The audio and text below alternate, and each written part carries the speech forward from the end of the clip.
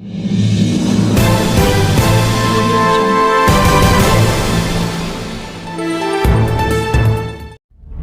साल विकास के, 7 साल विनाश के, 7 साल देश के खिलाफ साजिश के, 7 साल बेलगाम संकट के, 7 साल भाजपाई विनाश के, 7 साल दम तोड़ते विश्वास के।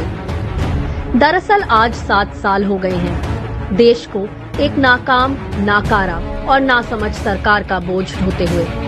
मैं नरेंद्र दामोदर दास मोदी इन पिछले 7 सालों में भाजपाई हुकूमत ने, प्रधानमंत्री मोदी ने देश को हर तरीके से तबाह करने में कोई कसर नहीं छोड़ी।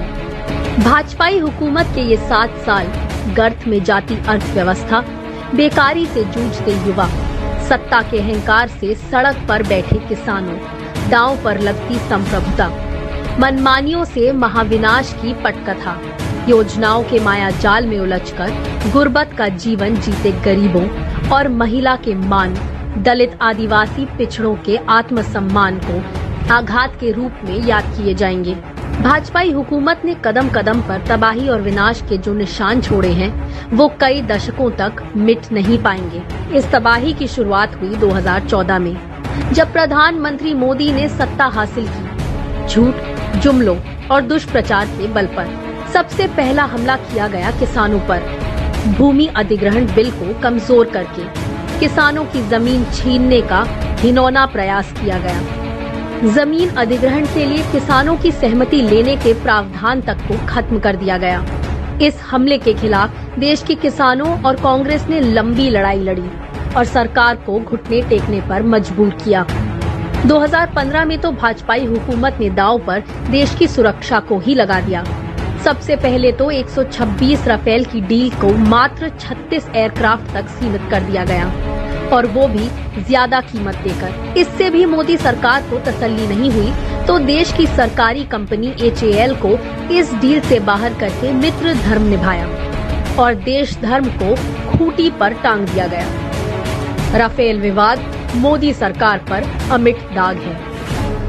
2016 में मोदी सरकार ने देश की आर्थिक इमारत को कमजोर कर दिया। रात के 8 बजे नोटबंदी के बेवकूफाना फैसले ने देश की आर्थिक नींव को हिलाकर रख दिया। 500 रुपए और 1000 रुपए के करेंसी नोट लीगल टेंडर नहीं रहेंगे। करोड़ों बेरोजगार हुए, लाखों का धंधा छिन गया, हजारों फैक्ट्रियों पर ताला लग गया, सैकड़ों ने बैंक की कतारों में दम तोड़ दिया और नतीजे के रूप में 99% से भी ज्यादा पुराने नोट वापस आ गए और देश को आर्थिक तबाही झेलनी पड़ी। अभी देश नोटबंदी से उबरा भी नहीं था कि गब्बर सिंह टैक्स ने देश के व्यापार जगत की कमर तोड़ कर रख दी। 5 अलग अलग स्लैब बना दिए गए। मध्यम वर्ग को आर्थिक बोझ सहना पड़ा। किसानों के कृषि उपकरणों तक पर टैक्स लगा दिया गया। इस GST की वजह से छोटे और मध्यम उद्योगों को अपने मुनाफे में 20% तक का नुकसान उठाना पड़ा और कर्मचारियों को छटनी का सामना करना पड़ा। 2018 के साल में भाजपा ने इलेक्टोरल बॉन्ड के जरिए राजनीतिक भ्रष्टाचार को संस्थागत रूप दिया। बॉन्ड के जरिए मिलने वाले चंदे में 95% तक भाजपा को मिला है। इसी से आप इसकी गहरी जड़ों का अंदाजा लगा सकते हैं। सिर्फ अपनी सांप्रदायिक सोच को संतुष्टि प्रदान करने के लिए भाजपा ने CAA और NRC के जरिए देश को नफरत की आग में झोंकने का प्रयास किया। भाजपा की इस नफरत वाली राजनीति ने न केवल देश के VX के पहिए थामे हैं, बल्कि आर्थिक नुकसान भी किया है, और ये नुकसान सिर्फ भारतीयों का हुआ है। 2020 के साल में भाजपाई हुकूमत ने देश पर दोहरे हमले किए। एक तरफ कोरोना की तमाम चेतावनियों को नजरअंदाज करके देश में दूसरी हाहाकार लहर के लिए रास्ता तैयार किया गया। नासमझ लॉकडाउन करके GDP ग्रोथ को -23.9% पर लाया गया।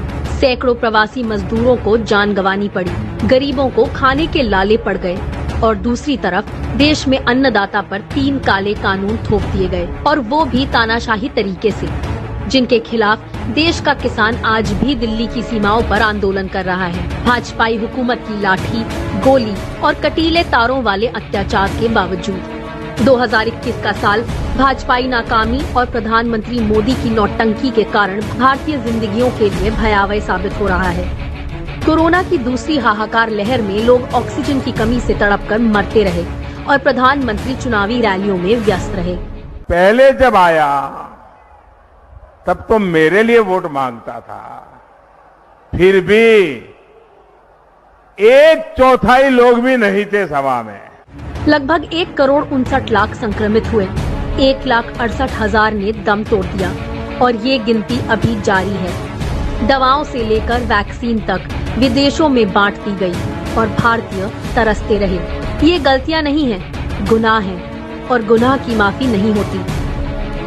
माफी प्रधानमंत्री को भी नहीं मिलेगी।